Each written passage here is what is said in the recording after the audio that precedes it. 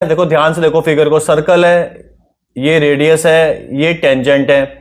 तो आपको कौन कौन सी प्रॉपर्टीज पता है सर्किल के अंदर, जो आपको पता है उसका यूज करो। ठीक है, एटलीस्ट कुछ तो करके आओगे एग्जाम में।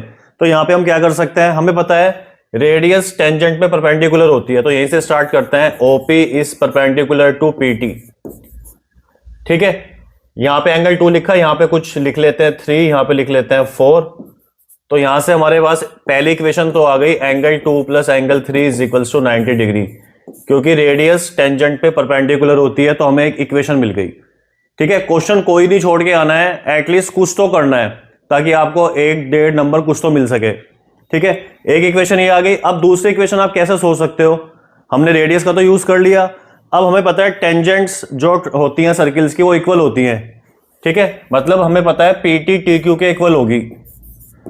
पीटी अगर टी क्यू के इक्वल है, मतलब टेंजेंट इक्वल है, तो हम ये भी सोच सकते हैं कि अगर ट्राइंगल की दो साइड इक्वल होती है तो उनके एंगल्स भी इक्वल होते हैं।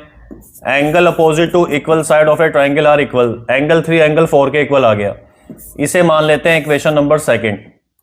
इतना ठीक हो गया। अब एक काम करते हैं, इस ट्राइंगल के अंदर एंगल सम प्रॉपर्टी लगा देते हैं। इन ट्राइंगल पीटी क्यू के अंदर angle sum property, angle 1 plus angle 3 plus angle 4 का सम कितना आएगा, 180 डिग्री।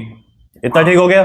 एंगल 3 एंगल 4 के इक्वल है, तो 1 plus angle 3 plus angle 3 equals to 180 degree. यहां से हम लिख सकते हैं angle 1 plus twice of angle 3 equals to 180 degree. ये हमें मिल गई इक्वेशन नंबर थर्ड। इतना समझ आ गया, equation number first, equation number second, equation number third. अब आपको पहुंचना कहां पे है, आपको दिखाना है कि angle 1 is twice of angle 2 है। ठीक है, आपको एंगल 1 और एंगल 2 में रिलेशन चाहिए। अब एक काम करते हैं, यहां से एंगल 3 की वैल्यू निकाल के यहां सब्स्टिट्यूट कर देते हैं। ठीक है, यहां से एंगल 3 की वैल्यू निकाल के यहां पे सब्स्टिट्यूट कर देते हैं, हमें एक रिलेशन मिल जाएगा 1 और 2 में। तो आइए स्टार्ट करते हैं। एंगल 3 को क्या लिख सकते हैं हम, एंगल 3 को लिख सकते हैं 90 माइनस एंगल 2, और एंगल 3 की वैल्यू उठा के यहां रख देते हैं। तो कितना आ जाएगा, angle 1 plus twice of angle 3, angle 3 है आपका 90 minus angle 2 is equals to 180 degree. तो यहां से आ गया angle 1 plus 180 degree minus twice of angle 2 is equals to 180। 180 से 180 कैंसिल हो गया, नेगेटिव को उधर भेज दो, तो एंगल 1 कितना आ गया, ट्वाइस ऑफ एंगल 2।